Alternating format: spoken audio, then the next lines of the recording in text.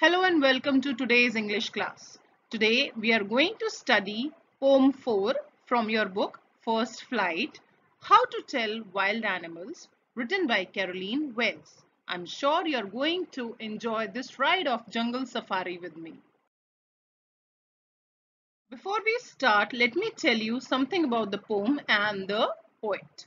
The poet, Caroline Wells, describes the various wild animals in a very interesting and humorous way in this poem.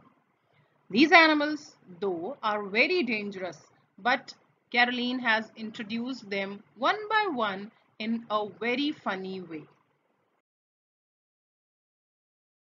So students, let us start with the stanza first. If ever you should go by chance to jungles in the east, and if there should to you advance a large and tawny beast, if he roars at you as you are dying, you will know it is the Asian lion. So, in the first stanza, the poet has described about Asian lion. She says, if the reader comes across an animal whose skin is yellowish brown in color, that is the meaning of the word tawny.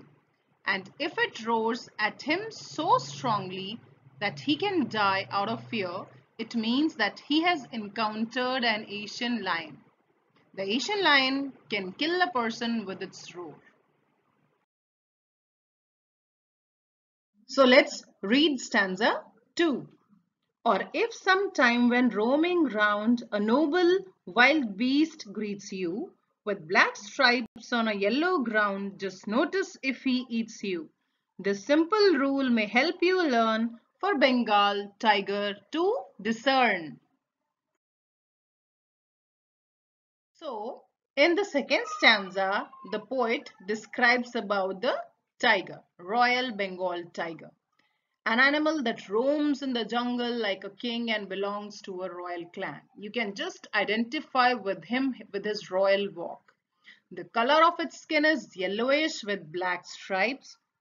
If you've noticed, he can kill you and eat you up. Then this means that you surely have seen a Bengal tiger. Let's come to the next stanza. If strolling forth a beast you view, whose hide with spots is peppered, as soon as he has leapt on you, you will know it is the leopard. It will do no good to roar with pain, he will only leap and leap again. So, in this stanza, the poet has described about a leopard. Leopard, an animal who has skin with spots on it. This animal is so fast that it will leap on you at once, which means that it will jump on you. This jumping is an indication that it is none other than the leopard. If you will cry out in pain, it is not going to be of any use as it will keep on jumping on you till you are killed. Let's read next stanza. Next stanza reads, if when you are walking round your yard, you meet a creature there who hugs you very, very hard, be sure it is a bear. If you have any doubts, I guess he will give you just one more caress. So students, in this stanza, the poet tells you about bear. She tells you that the bear will hug very tightly. This is the way to recognize a bear, as it kills a person by hugging him very tightly. So she says that the bear will continue to hug us tightly, and that is the only way to recognize him. Okay, students? Coming to next stanza, it reads, though to distinguish beasts of prey, a novice might nonplus. The crocodile you always may tell from the hyena thus. Hyenas come with merry smiles, but if they weep, they are crocodiles. So, in this stanza, the poet questions the readers that do they know how to recognize beasts that hunt their prey? Here, she explains about hyenas, which she thinks have a smiling face, and the crocodiles that have tears in their eyes. I'm sure you must have heard about crocodile shedding false tears. And the last stanza reads, a true chameleon is small, a lizard sort of thing. He hasn't any ears at all, and not a single wing. If there is nothing on the tree, it's the chameleon you see. The last creature in our poem is chameleon. The chameleon is described by the poet in a very humorous way.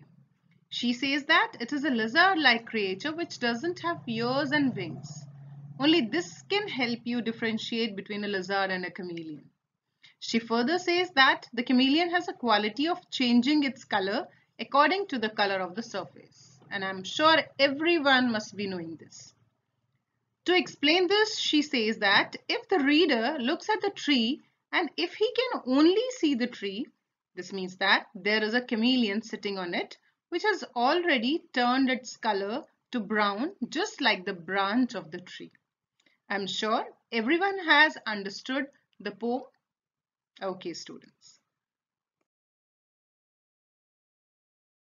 So students, I'm sure that you have enjoyed the ride of Jungle Safari with me.